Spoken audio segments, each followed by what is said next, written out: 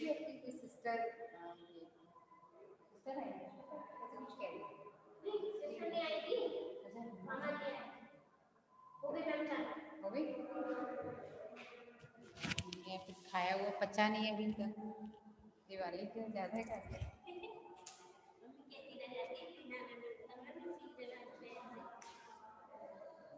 कहाँ लगाओ यार जाली रुक गया आवाज ना।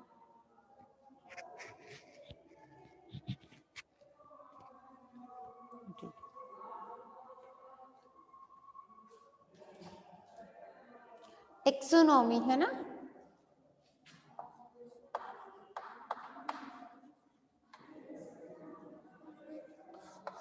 टेक्सोनॉमी का मतलब क्या होता है, वर्गीकी, है ना। तो हम लोग क्या पढ़ रहे थे, वर्गीकी के बारे में पढ़ रहे थे। वर्गीकी की आधारशिला और भी साइंटिस्ट थे, डी कंडोली वगैरह, है ना, उन्होंने नॉमेनक्लेचर वगैरह दिया था, मतलब नामकरण, है ना। लेकिन सबसे परफेक्ट जो नाम आता है वो किसका आता है, कैरोलस लिनियस साहब का आता है, क्योंकि उन्होंने द्विनाम पद्धति दी थी। ठीक है, तो अब इसी में हम आगे पढ़ेंगे। कल हमने जाति की संकल्पना पढ़ी, और जाति की संकल्पना में हमने जाति में कौन से जीव होते हैं, वो जीव जो आइडेंटिकली, मतलब जो एक दूसरे के काफी समानता दर्शाते हैं, ना। यानी वो जीव जो बाह्य रूप से और आनुवंशिक रूप से एक दूसरे से काफी समानता दर्शाते हो और परस्पर मिलके प्रजनन की क्षमता रखते हो, और प्रजनन से बनी हुई संतति भी प्रजनन क्षम होनी चाहिए, है ना। तो उन जीवों को किसमें रखते हैं, एक जाति में रखते हैं। ये जाति की संकल्पना जॉन रे ने दी थी, ठीक, जो एक साइंटिस्ट थे। फिर उसके बाद इसके टाइप्स हमने पढ़ लिए ना, 3 टाइप होते हैं, बायोटाइप और इकोटाइप और इकेड। इकेड को ही क्या कहते हैं, इकोफेन, ठीक, इकोफीन या इकेड, ठीक। तो इसको याद करने की ट्रिक थी कि बायोटाइप यानी कि जैसे भाई बहन होते हैं ना, तो एक ही घर में रहेंगे, यानी एक ही वातावरण में रहेंगे, एक ही पेरेंट्स से उनका, एक ही जाति से उनका उद्भव है, लेकिन फिर भी क्या है, उसमें असमानता है ना, तो उसे बोलेंगे बायोटाइप। फिर इकोटाइप, इकोटाइप का मतलब क्या हो गया, पारिस्थितिक प्ररूप, है ना। पारिस्थितिक प्ररूप में क्या हो जाता है, जैसे ट्विंस, कल हमने एग्जाम्पल लिया था। ट्विंस का मतलब एक ही जाति के ऐसे दो जीव जो अलग अलग वातावरण में रखे गए, उसके हिसाब से उनमें वहां के हिसाब से अनुकूलताएं आ गई, और प्रजनन क्षम तो है वो बाद में, लेकिन पुनः अपने वापस से अपने वातावरण में डाले जाएंगे तो वो पुनः प्रजनन क्षम नहीं रहेंगे, अपना जीवन चक्र, मतलब प्रजनन तो कर पाएंगे लेकिन अपना जीवन चक्र पूरा नहीं कर पाएंगे, सर्वाइवलिटी घट जाती है, ठीक। थर्ड इज इकेड, या इसको कहते हैं इकोफीन। इकेड कहो या इसी को इकोफीन कहते हैं। पारिज हिंदी में बोलते हैं, अनुकूलक या पारिज, ठीक। इसका मतलब ये है कि ये भी एक ही जाति के दो ऐसे जीव जो अलग अलग वातावरण में रहे, लेकिन जब पुराने वातावरण में लाए जाएंगे, पुनः स्थापन किया जाएगा, तो फिर से अपनी सर्वाइवलिटी पहले जैसी शो कर देंगे, ठीक है। यानी कि अगर किसी एनवायरनमेंट में रह रहे और वहां का एटमॉस्फेयर चेंज हो गया, तो कुछ टाइम के लिए वो भी चेंज हो गए, लेकिन जैसे जैसे एटमॉस्फेयर बदला, उनमें फिर से बदलाव आना शुरू हो गया, है ना, ये कंडीशंस। तो ये हो गई जाति की संकल्पना, कल हमने पढ़ ली थी। आज हम पढ़ेंगे वंश की संकल्पना, ठीक है, क्योंकि जाति, बहुत सारी जाति वाले पौधे मिलकर के क्या बनाते हैं, वंश। वंश को हम क्या कहते हैं, वंश, ठीक है, ये वह है वंश, या उसी को इंग्लिश में हम लोग क्या कहते हैं, जीनस, ठीक है। जीनस में क्या क्या आएगा, जैसे हम लोग जीनस का नाम पहले लिखते हैं, है ना, वंश पहले आता है और जाति जो है वो बाद में आती है ना, जब भी हम बायनोमियल नॉमेनक्लेचर करते हैं, ठीक। तो वंश की संकल्पना के आधार पे अब हम आगे पढ़ेंगे। फिर वंश के बाद क्या आएगा आगे, गण, कुल, है ना, ये सब चलते चले जाएंगे। तो फिलहाल के लिए हम इतना ही पढ़ेंगे कि वंश की संकल्पना में स्पेशलिटी क्या है, इतना तो सभी जानते हैं, है ना, कि नॉर्मली वंश की संकल्पना में क्या होता है, पहले तो ये पता होना चाहिए कि वंश कहते किसे हैं, इसकी एक ऑथेंटिक डेफिनेशन होनी चाहिए, ठीक है। तो ऑथेंटिक डेफिनेशन जो थी ना, वो टर्नफोल्ड एक साइंटिस्ट थे, उन्होंने बताया, उन्होंने आधुनिक तरीके से जो लैटिन लैंग्वेज में नाम का कन्वर्जन करते हैं, वो टर्नफोल्ड ने दिया था, ठीक है। वर्गीकी नामकरण के लिए जो लैटिन लैंग्वेज हम यूज करते हैं उसमें सबसे पहला काम टर्नफोल्ड ने किया था, लेकिन ऑथेंटिक अगर आपसे पूछा जाए कि टैक्सोनॉमी का फादर कौन था तो अपन कैरोलस लिनियस का ही नाम लेंगे, ठीक है, क्योंकि एक होता है किसी ने कोई बात बता दी, एक होता है कि किसी ने उस बात को ऑथराइज्ड तरीके से दूसरों से भी मनवाया, यानी वो विश्वसनीय काम किया विद प्रैक्टिकल, ठीक, तो वो लिनियस ने किया था, ठीक। वंश की संकल्पना के लिए क्या किया जाता है, जिसमें आंतरिक संरचना, भ्रूण विज्ञान, कोशिका विज्ञान, पराग कणों की संरचना, इन सब संरचनाओं का प्रयोग किया जाता है आज की तारीख में, ठीक है। नॉर्मली तो अपन यही कहेंगे कि बहुत सारी जातियां समानता जब दर्शाती हैं तो उन्हें एक ग्रुप में, एक टैक्सॉन, एक वर्गक में रख देते हैं, जिसे क्या कह देते हैं, वंश कह देते हैं, ठीक है। लेकिन वंश का निर्धारण जो है पहले तो क्या होता था, पुष्पों के और फलों की समानता के आधार पे किया था, फिर शाकीय लक्षणों के आधार पे किया गया, लेकिन अब जो है वंश की संकल्पना में क्या क्या जोड़ दिया गया है, आंतरिक संरचना,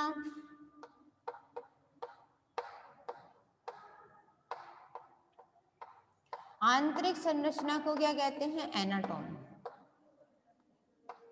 और बाहरी संरचना को क्या कहेंगे हम, मॉर्फोलॉजी, ठीक है।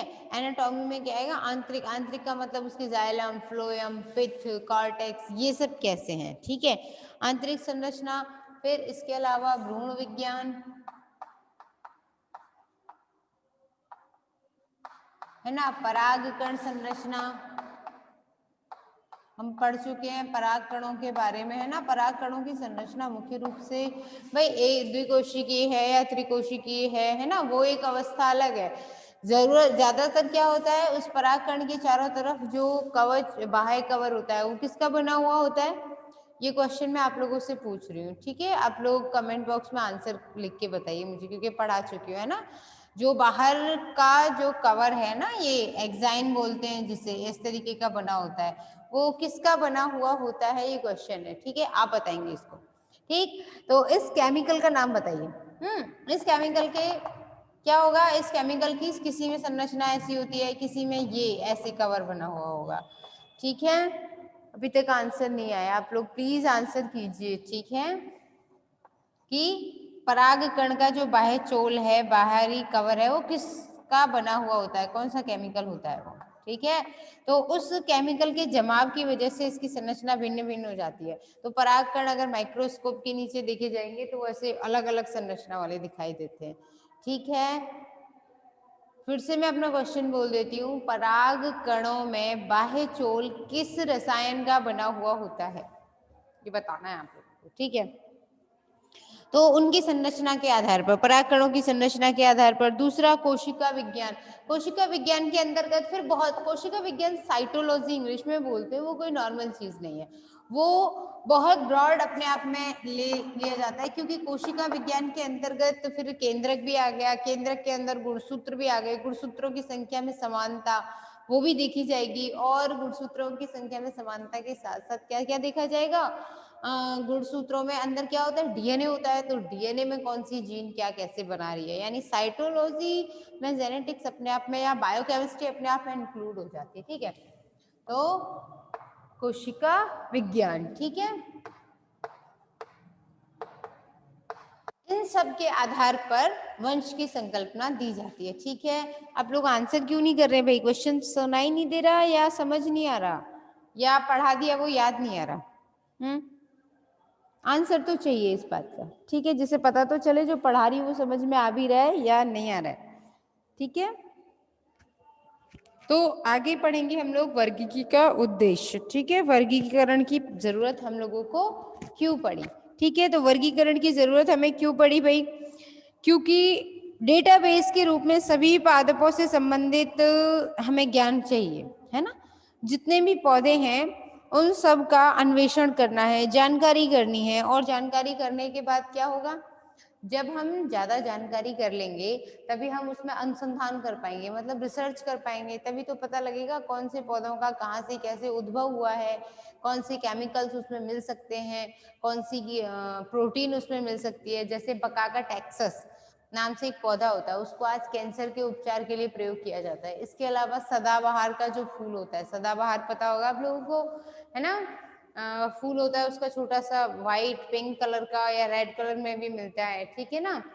तो ठीक तो जब उसकी बात करें सदाबहार का, तो उसकी जड़ों से, कैथेरेंथस उसका साइंटिफिक नेम होता है ना, तो सदाबहार की कैथेरेंथस का जो पेड़ है उसकी जड़ में से भी कैंसर के उपचार के लिए दवाइयां बनाई जाती है। मार्गो, मार्गो मतलब एजाडिरेक्टा इंडिका, मतलब नीम का पेड़ जो है, उसकी पत्तियों को भी कितने ज्यादा उपयोग में लिया जाता है, उसकी छाल वगैरह, वो तो पूरा पौधा ही कितने उपयोगी है।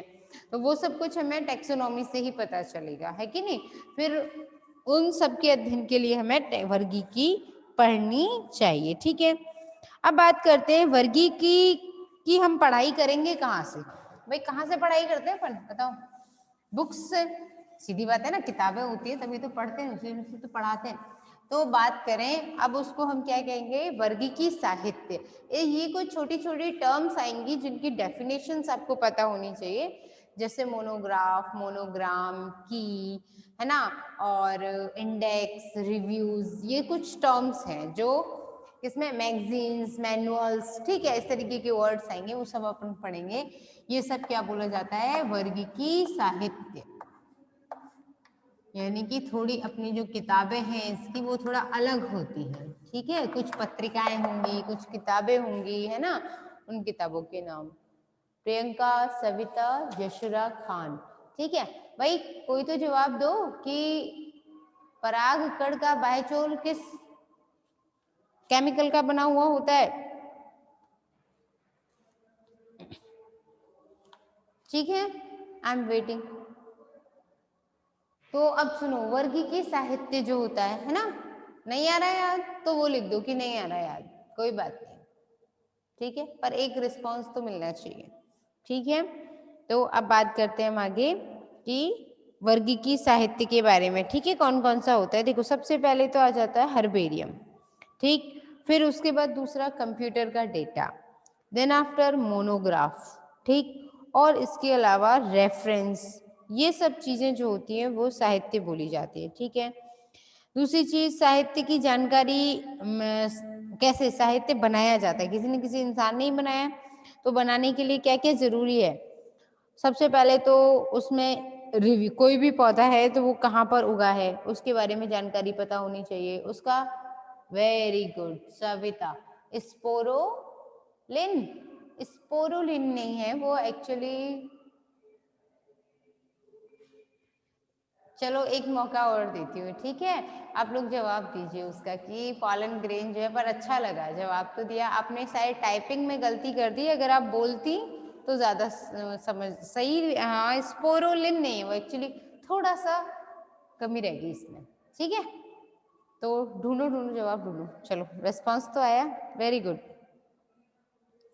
ठीक है। तो आगे बात करते हैं हम लोग कि वर्गीकरण, है ना, वर्गीकरण के लिए सबसे पहले ये देखा जाता है कि पौधा जो है वो किस जगह पर उगा हुआ है, ठीक है, कहाँ पर कैसे उसका उद्भव हुआ है, फिर उसकी साइटोलॉजी वगैरह पढ़ी जाती है, ठीक है। सब कुछ पढ़ने के बाद हम लोग क्या करते हैं, उसकी कौन सी बुक में हम उसको छपवा रहे हैं वो भी मायने रखता है। वर्गीकरण को ज्ञात करने के लिए, है ना, जो समूह होते हैं उनको एक बुक में जनरली उसे क्या बोलते हैं, फाइलोग्राम, क्योंकि फाइलो वर्ड फिर उसको, या फिर बहुत सारे जो पौधे हैं वो दूसरे पौधा, हाँ अब बिल्कुल सही लिखा है, बिल्कुल सही है सविता, स्पोरोपोलेन इनका बना हुआ होता है, हार्ड कवर, ठीक है, वेरी गुड। तो स्पोरोपोलेन का बना हुआ होता है परागकणों का बाह्यचोल, ठीक है। अच्छा ठीक, तो फेनेटिक एक वर्ड आया, आपको बताती हूँ, देखो कुछ टर्म्स है, एक है फाइलोजेनी, एक वर्ड होता है फाइलोजेनी। फाइलोजेनी का मतलब होता है जाति वृत्तीय, हम लोग पढ़ते हैं कि इसका किसी जाति से संबंध कैसा है, यानी कि जैसे आपको अगर जूलॉजी की बात करें हम, तो जूलॉजी में क्या होता है, एक आपने सुना होगा वर्ड आर्कियोप्टेरिक्स, ठीक है। आर्कियोप्टेरिक्स एक ऐसा जीवाश्म मिला था जिसके आधे कुछ गुण रेप्टाइल से मिलते थे और कुछ गुण बर्ड्स, एवीज से मिलते थे, है ना। यानी कि उसके चोंच थी, चोंच में दांत थे, तो चोंच तो पक्षियों का गुण हो गया, लेकिन चोंच में दांत होना सरीसृप वर्ग का उदाहरण हो गया। उसकी पूंछ थी पक्षियों की जैसी, लेकिन उस पूंछ पर शल्क थे रेप्टाइल्स के जैसे, तो न पूरी चिड़िया न पूरा सांप, है ना, ऐसी स्थिति थी। तो इस तरीके से यानी कि हमें पता लग गया इस तरीके से कि शायद एवीज का यानी कि पक्षियों का जो उद्भव हुआ होगा वो किससे हुआ होगा, शायद रेप्टाइल से हुआ होगा, रेंगने वाले जंतुओं से हुआ होगा। तो वो सब जब पता लगता है तो उसको क्या बोलते हैं, फाइलोजेनेटिक इवोल्यूशन, है ना, जाति वृत्तीय संबंध पता करते हैं। वर्गी की बंधुता दर्शाई जाती है इस तरीके से। दूसरी चीज फेनेटिक, फेनेटिक का मतलब यही हुआ कि उसमें फाइलोजेनेटिकली पढ़ेंगे हम, ठीक है, किसमें कौन से गुण किससे मिले हुए हैं, ठीक है। उसको पता करने के लिए एक जो ऑथेंटिक तरीका बनेगा और जो डायग्राम बनेगा, है ना, जो पूरा छपेगा वो पूरा फाइलोग्राम बोला जाता है, पुस्तक जो बनेगी। और उसमें शो करने के अपने अपने तरीके हैं, कुछ टेबल के फॉर्म में बताते हैं, कुछ इस तरीके से ऐसे बताई जाती है कुछ जातियां, ये इनका एंसेस्टर रहा होगा, ये इसके एंसेस्टर्स रहे होंगे, फिर यहाँ से ये और एंसेस्टर्स ऐसे रहे होंगे, ठीक। तो इस तरीके से जो फाइलोजेनेटिक एक ये बना तो इसे बनेगी क्लेडोग्राम, ठीक है। आगे आप पढ़ेंगे एक एक करके इस तरीके का। उसे क्या कहते हैं, जाति वृत्तीय संबंध जो दर्शाते हैं उन चित्रों को क्या कहते हैं, जैसे हो गया क्लेडोग्राम, ठीक। ऐसे बहुत सारे और भी बनेंगे, तो पूरी जो पुस्तक बनेगी वो फाइलोग्राम बोली जाएगी, ठीक। फिर विश्व फ्लोरा, दो वर्ड होते हैं, एक फौना एक फ्लोरा, सुने होंगे, फौना एंड फ्लोरा। फ्लोरा का मतलब क्या होता है, फ्लोरा तो वनस्पति, मतलब पूरे विश्व की वनस्पति जात को एक शब्द से जब दर्शाएंगे तो उसे फ्लोरा कहेंगे। और पूरे विश्व की जंतु जात को जब मतलब जंतु जगत जितना भी है, जितना भी हो, चाहे वो एक कोशिकीय हो, बहुकोशिकीय हो, है ना, कोई भी हो, उस पूरे जंतु जात को दर्शाते हैं फौना शब्द से, और वनस्पति जात को दर्शाते हैं अपन फ्लोरा शब्द से। तो विश्व फ्लोरा, वर्ल्ड फ्लोरा, है ना। कुछ जीनस हैं जैसे क्रीपस, ठीक है। क्रीपस एक ऐसा, जब किसी पौधे में, है ना, मतलब कोई ऐसा बुक जिसके अंदर क्या है, पूरे एक किसी टेक्सोन यानी एक वर्ग की पूरी जानकारी हो कि पूरे विश्व में उससे उसके पौधे कहाँ कहाँ मिलते हैं, कैसे उगते हैं, उससे रिलेटेड कहीं भी कोई भी जानकारी छूटी ना रह जाए, तो उस बुक को बोलते हैं मोनोग्राफ। मोनोग्राफ जिसमें एक टेक्सोन की जानकारी होगी, ठीक है। इस तरीके से हम पूरा पढ़ेंगे। दूसरी चीज वर्गीकी में एक वर्ड और आ जाता है टेक्सीमेट्रिक्स। टेक्सीमेट्रिक्स का मतलब होता है संख्यात्मक वर्गीकी, जिसमें हम मात्रात्मक विधि से पता लगाते हैं, ठीक है। जैसे वो निकालते हैं ना अपन माध्य वगैरह, मध्यांतर वगैरह आपने पढ़े होंगे ना, मतलब औसत निकालते हैं उस तरीके से कि कौन सी जगह पर कितने पौधे होंगे। क्योंकि अभी आप पढ़ोगे आगे, फील्ड का एक आपका एक्सपेरिमेंट होता है, फील्ड में जाते हैं, है ना, वहां पे एक बॉक्स दिया जाता है, ऐसे लकड़ी का बड़ा सा बॉक्स होता है, और उस बॉक्स में खाने बने हुए होते हैं, 4 खाने, उसे एक फील्ड में एक जगह पर ऐसे लगा दिया जाता है। वहां पर जब आप लगाएंगे तो कौन से खाने में, मतलब कौन से वर्ग में कितने पौधे आए और कितने अलग अलग तरह के आए या एक ही तरीके का आया, वो पूरा कैलकुलेशन किया जाता है, ठीक है। कि एक डिब्बे में ये पूरा बॉक्स है, ठीक है, वर्गक है, इसमें ऐसे 10 इधर 10 इधर ऐसे बने हुए होते हैं। अब इसको आपने उठाया और एक फील्ड में या खेत के या सड़क के किनारे पर जो घास फूस उगी हुई है वहां पर ऐसे रख दिया, तो अब इसके अंदर क्या हो गया, आर पार होता है, ठीक है, ऐसे खिड़की के जैसा। अब इसमें पौधे उग गए, यहाँ पे पौधे आ गए अंदर, एंटर आ गए, एंटर कर गए। तो अब आपको देखना है,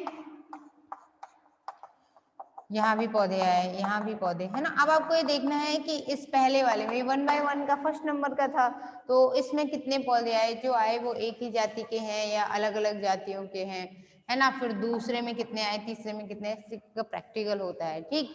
तो उससे पता लगता है कि इस एरिया में ये वाले प्लांट ज्यादा हैं, ठीक है। कौन कौन से, तो ज्यादातर रोड साइड की लें तो अपन को कांग्रेस ग्रास जो होती है ना, गाजर घास बोलते हैं जिसको, पार्थेनियम, ठीक है, ज्यादातर वही मिलती है, ठीक। इसके अलावा और भी प्लांट्स मिल सकते हैं, ठीक। फिर अब हम आगे पढ़ेंगे कि वंश की संकल्पना के बाद हम, बाकी तो यही है कि मिलते जाते हैं, जैसे कि फिर से आपको एक बार रिवाइज करवा दें। ओ ठीक है, यानी कि जाति है वो वंश से, जाति मिलके वंश बनाएंगे, वंश मिलके कुल बनाएंगे, कुल का अध्ययन हम सेकंड यूनिट जो है आपकी उसमें पूरा डिटेल में पढ़ेंगे। फिर वंश कुल मिलकर के गण बनाते हैं, गण मिलके वर्ग, वर्ग मिलके प्रभाग है ना, प्रभाग मिलकर के जगत बनाएंगे। ठीक, तो इस तरीके से पौधों का पूरा अध्ययन, हम पूरा क्लासिफिकेशन पढ़ेंगे। किंगडम, फाइलम नहीं होगा यहाँ पे, kingdom, division, class, order, family, genus and species. ठीक है, तो उनमें पढ़ेंगे, लेकिन फिलहाल के लिए अपने कोर्स में इतना ही है कि जाति की संकल्पना और वंश की संकल्पना के बाद अगला आपका टॉपिक आ जाता है द्विनाम पद्धति, जिसके हम लोग नियम पढ़ेंगे। ठीक है,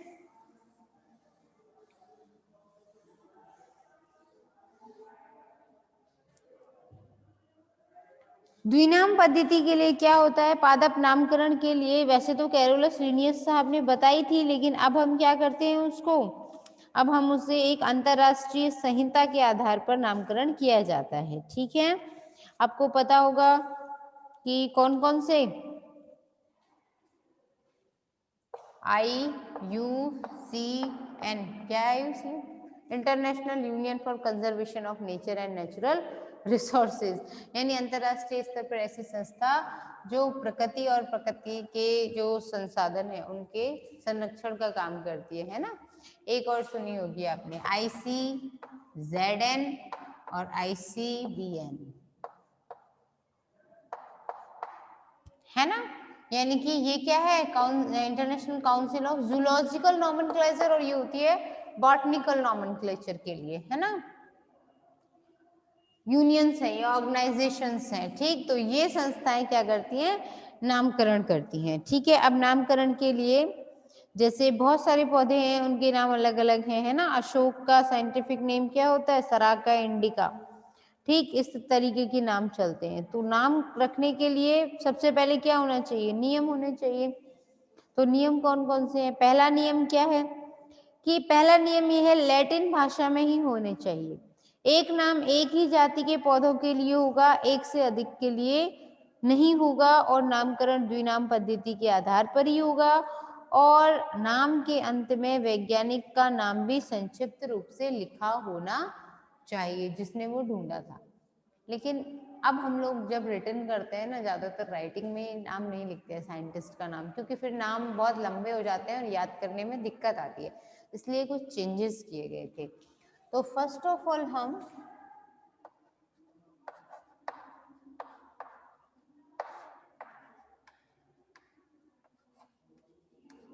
द्विनाम पद्धति, बाइनोमियल नॉमेनक्लेचर, ठीक है, बाइनोमियल थ्योरी जो है। तो द्विनाम पद्धति किसने दी थी भाई, कैरोलस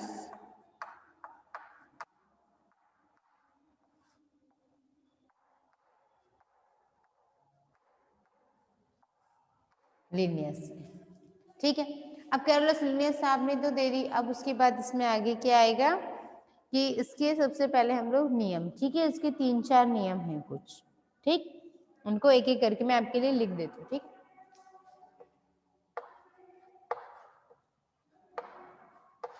नियम, ठीक, पहला नियम ये है कि जो पादपों का नामकरण है वो कैसा होना चाहिए, लैटिन भाषा में होना चाहिए।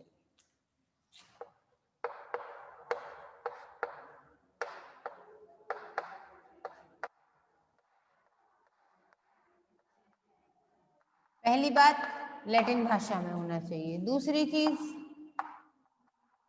लैटिन भाषा के साथ एक जाति एक पौधे के लिए, मतलब एक नाम है वो, उस नाम के 2 पौधे नहीं होंगे, समझ आ रही है बात, एक नाम का एक ही पौधा होना चाहिए। ठीक है, यानी कि एक नाम एक ही जाति के पौधों के लिए प्रयुक्त होगा। जैसे सोलेनेसी है ना, तो वो कुल है, तो सोलेनम ट्यूबरोसम, सोलेनम मेलोंजिना, इस तरीके से नाम है। तो जाति अलग अलग हुई, वंश तो एक ही रहा ना उसका। ठीक है, तो एक नाम एक ही जाति के लिए प्रयोग होगा।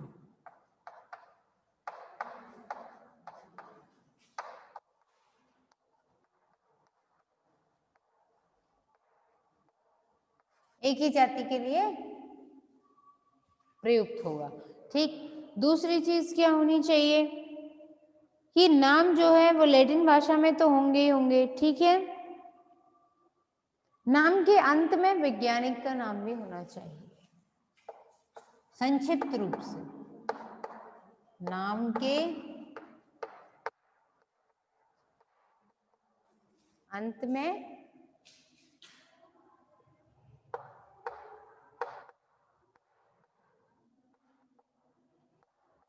वैज्ञानिक का नाम संक्षिप्त रूप से।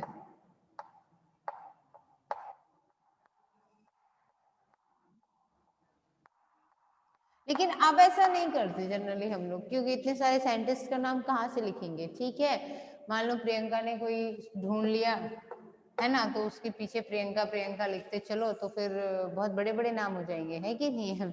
सराका, इंडिका, फिर किसी का नाम हो गया ऐसे, है ना, तो इतने सारे नाम नहीं लिखे जाते हैं। इसलिए दूसरी चीज क्या है, पादप का नाम जो है ना वानस्पतिक नाम हो गया, अब वो नॉर्मल नाम नहीं रहा, उसको इटैलिक्स में लिखा जाना चाहिए। ठीक है ना।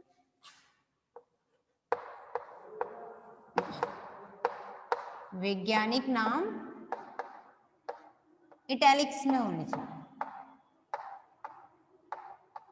देखो भाई, इटैलिक्स में लिखने का मतलब ये है कि छपने तो इटैलिक्स में चाहिए, जब छपवा रहे हो, टाइपिंग करवा रहे हो या टाइपिंग कर रहे हो, तब तो इटैलिक्स का ऑप्शन आता है, उस पर क्लिक करके उसे इटैलिक्स में ऐसे टेढ़े टेढ़े से हो जाते हैं, थोड़ा अलग बोल्ड आ जाती है स्ट्रक्चर। लेकिन अगर आप लिख रहे हो हाथ से, अब कौन डिजाइन बनाएगा इटैलिक्स वाली, कोई नहीं बना सकता, तो फिर क्या किया जाएगा, अलग अलग वंश और उसका वंश का और जाति का नाम लिख के रेखांकित किया जाता है। ठीक है, वैज्ञानिक नाम इटैलिक्स में या हस्तलिखित हस्तलिखित होने पर,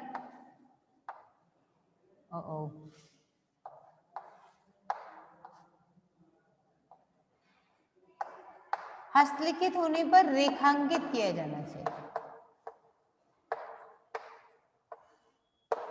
ठीक है, जैसे आपने लिखा मेंजीफेरा इंडिका, ठीक है, कोई भी साइंटिफिक नाम आपको, जैसे अशोक का नाम सराका इंडिका होता है ना, अशोक का जो पेड़ होता है तो अशोक का पौधा है। ठीक है, अब उसका साइंटिफिक नाम क्या है, सराका इंडिका। ठीक है, तो सराका और इंडिका को ऐसे अलग अलग अंडरलाइन करोगे आप, इससे साबित हो गया कि जो सराका है वो क्या है, वंश है, और इंडिका है वो क्या है, जाति है। ठीक है, अभी आप लोग, ठीक है, आप लोग रिज्वाइन कर लीजिए। ठीक।